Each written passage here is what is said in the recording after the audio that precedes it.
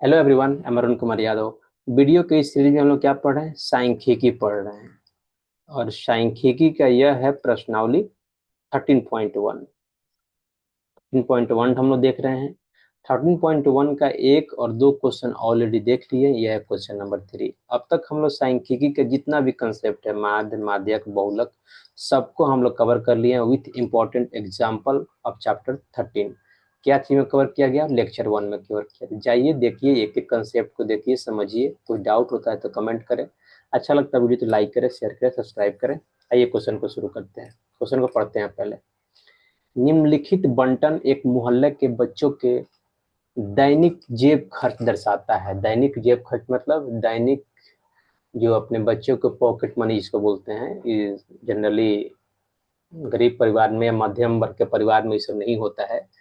जो मध्यम वर्ग के जो फैमिली होता है, जो मिडिल क्लास होते हैं, उन लोग में पॉकेट मनी नहीं होता है। लेकिन जो रिच लोग होते हैं वो अपने बच्चे को पॉकेट मनी देते हैं। जैसे मान लीजिए 20,000 का महीना या 30,000 का, बहुत लोग 1 लाख तक का महीना अपने बच्चों को देते हैं कि वो अपने अनुसार अपने खर्चा वो कर सकते हैं। उसी को बोलते हैं पॉकेट मनी। लेकिन हम लोग को जैसे पॉकेट मनी मिला नहीं है। अब मुझे लग रहा है कि हो सकता है आप लोग को मिल रहा हो, तो बताइए कमेंट करके कि आपको सच में पॉकेट मनी मिल रहा है आज के टाइम पे।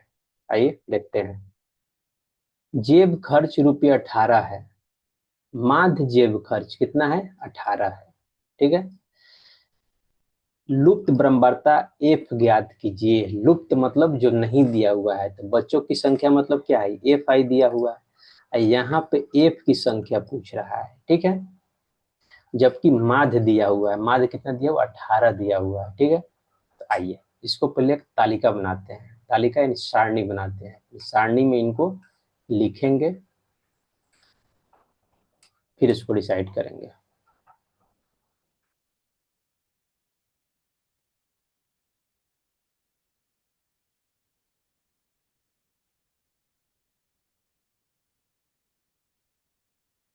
जैसे बना रहे हैं हम सारणी, वैसे ही सारणी आपको एग्जाम में भी बनाना होगा। बहुत इंपॉर्टेंट होता है। बिना सारणी बनाए आपको फुल मार्क्स नहीं मिलेंगे। पहला क्या है? दैनिक जेब भत्ता रुपयों में।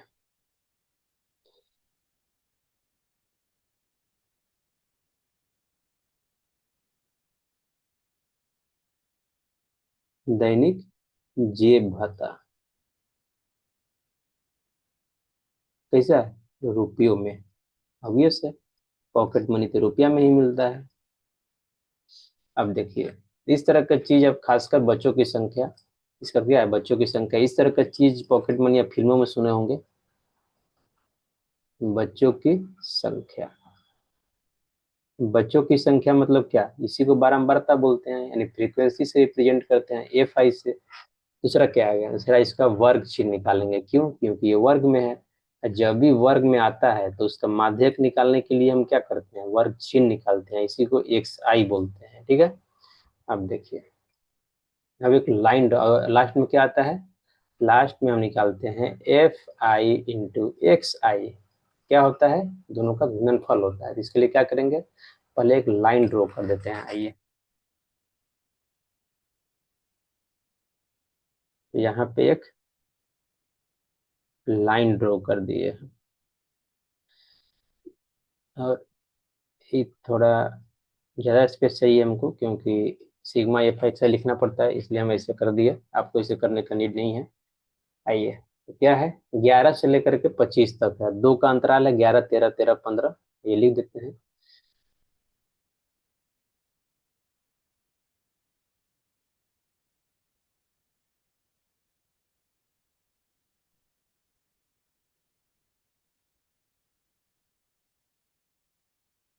11, 13, 13, 15। नहीं, वर्ग माप कितना है? 2 है। 15, 17, 17, 19, 19, 21, 21, 23, 23, 25। आई थिंक 25 तक ही है, या 25 तक है। उसके बाद क्या है? बच्चों की संख्या है 4, 6, 9। 4, 6, 9। और क्या है? 13, एफ 5, 4। 13, एफ 5, 4। अब वर्ग चिन्ह निकालेंगे। तो वर्ग चिन्ह क्या होता है? यदि इस वर्ग का हम बात करें तो निचली सीमा प्लस ऊपरी सीमा डिवाइड बाई टू, कितना हो जाएगा ये? 24/2, यानी कितना हो जाएगा? 11 + 13 24/2, नहीं 12 हो जाएगा। ये हो जाएगा 12।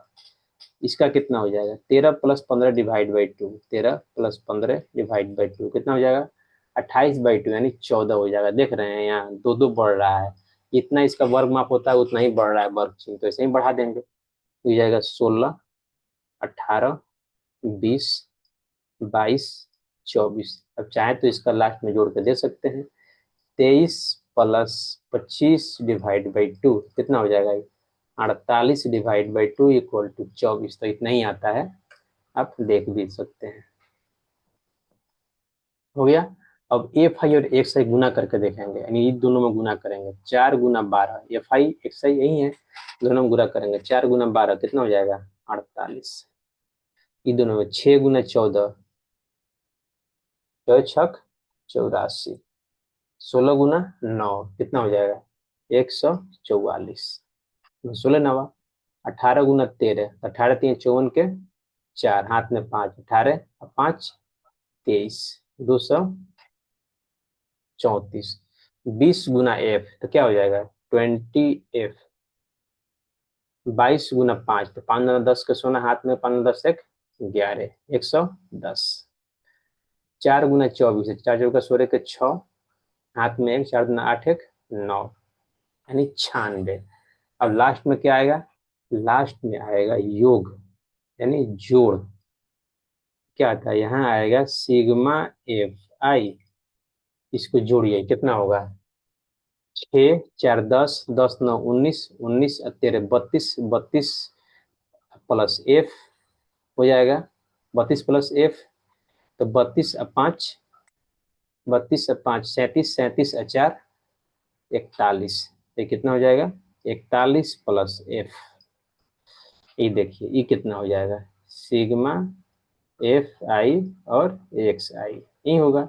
ये कितना हो जाएगा? देखिए 8 4 12 4 16 4 20, 20 + f। ठीक है।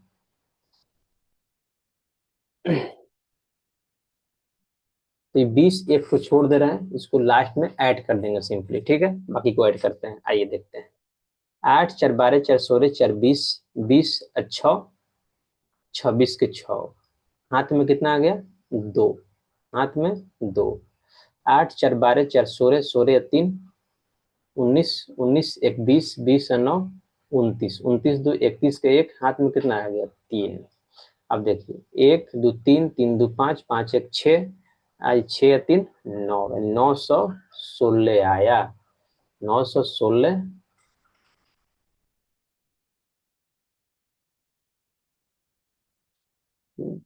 सॉरी 20f शायद ऐड हो गया, हमको लग रहा है। Let me erase this. कितना आ गया? 1 2 3, 3 1 4, 4 3 7, 716 होगा। 716 आई प्लस 20f, ये तो रहेगा ही प्लस 20f। तो सिग्मा एफ आई एक्स आई इतना आ गया। अब क्या लिखेंगे? अब लिखेंगे माध्य।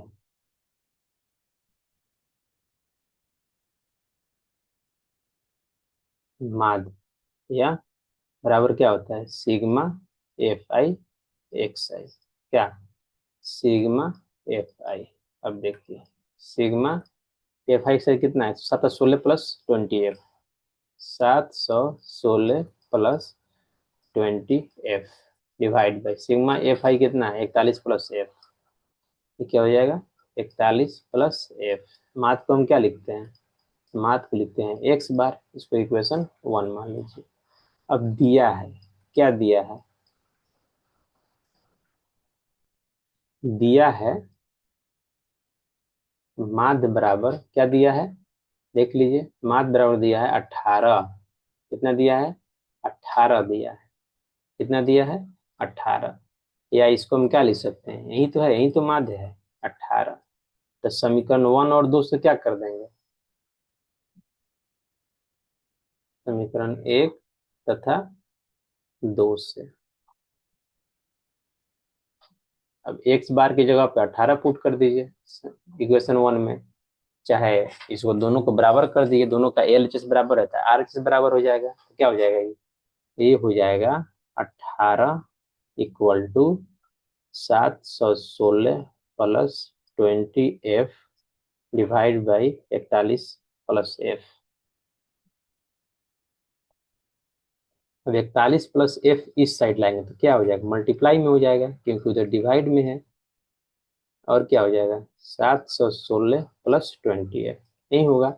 अब इसको गुना कर दीजिए, ये क्या हो जाएगा 18 गुना 41 प्लस 18 एफ इक्वल टू क्या हो जाएगा 716 प्लस 20 एफ।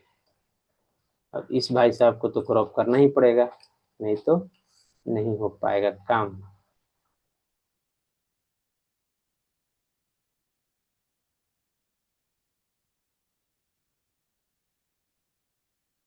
क्या है, एफ ही है, ऑब्वियस है। अब देखिए क्या होगा इधर, तो गुना करेंगे 18 कम 18, 18 × 4 = 72, 1 = 73, 731। 18 एफ को उस साइड ले जाएंगे तो क्या हो जाएगा, माइनस में हो जाएगा, तो 716 प्लस 20 एफ। 18 एफ जो इस साइड आएगा तो क्या हो जाएगा, -18 एफ हो जाएगा। अब देखिए 731 इधर तो रहेगा ही, 716 को इस साइड लेंगे तो क्या हो जाएगा, माइनस में हो जाएगा, तो 116 हो गया, सॉरी क्या हो जाएगा 716। अब 20 में से 18 घटेगा कितना हो जाएगा, 2f हो जाएगा सिंपली। और 731 माइनस 716 घटा दीजिए, कितना आएगा 15 आएगा। या इसको आप घटा के देख लीजिए, 11 में से 6 जाएगा कितना हो जाएगा, 11 में 6 जाएगा 5, 1 में से 1 जाएगा, सॉरी 2 में से 1 जाएगा 1, 7 में से 15 इक्वल टू क्या हो जाएगा 2f, या 15/2 इक्वल टू f। इसलिए f क्या आ जाएगा मेरा, f आ जाएगा 7.5। यही तो पूछ रहा है, एफ निकालने के लिए बोल रहा है ना। क्या पूछ रहा है, बच्चों की संख्या कितना आ गया, बच्चों की संख्या, लेट मी चेक वंस, बच्चों की संख्या 7.5 कैसे आएगा, तो कहीं से भी सही नहीं लग रहा है। इसको एक बार जोड़ लेते हैं, कितना है,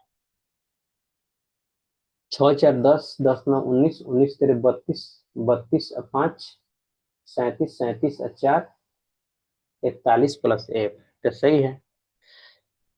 ये वाला जोड़ लेते हैं एक बार, 8×4 = 12, 4×16 = 4 = 20, 20×6 = 26 के 6 हाथ में 2, 8×4 = 12, 4×16 3, 19, 19 1 20, 20×9 = 29, 29 और 2, 29 और 2 31, 31 के 1 हाथ में 3, 1 2 3 3 1 4, 4 3 7, 716 प्लस 20f, तो सही है। माध्य कितने दिए हुए, 18 रुपये। 716 प्लस 20 डिवाइडेड बाई से 18, 18 कम 18, 18×4 = 72,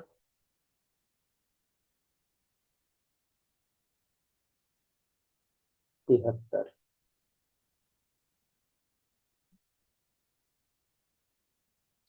18 एकम 18 के 8 होगा यहाँ पे ना, फिर गुना करेंगे, फिर गुना में गलती हो गया है। आइए इसको erase कर देते हैं।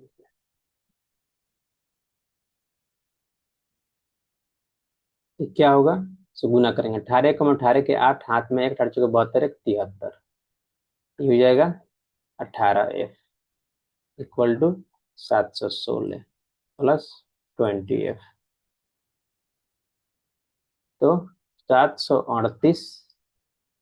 18f को उस साइड लेके जाएंगे तो क्या हो जाएगा, 716 प्लस 20f माइनस में हो जाएगा, क्या हो जाएगा 18f माइनस में। अब देखिए 738 इधर है ही, 716 को इस साइड लेके जाएंगे तो क्या हो जाएगा, ये माइनस में आ जाएगा, 716 इक्वल टू क्या बच गया 20 माइनस 18 कितना हो जाएगा 2f हो जाएगा। अब देखिए घटेगा तो कितना हो जाएगा 2 2 यानी 22 हो जाएगा, ठीक है।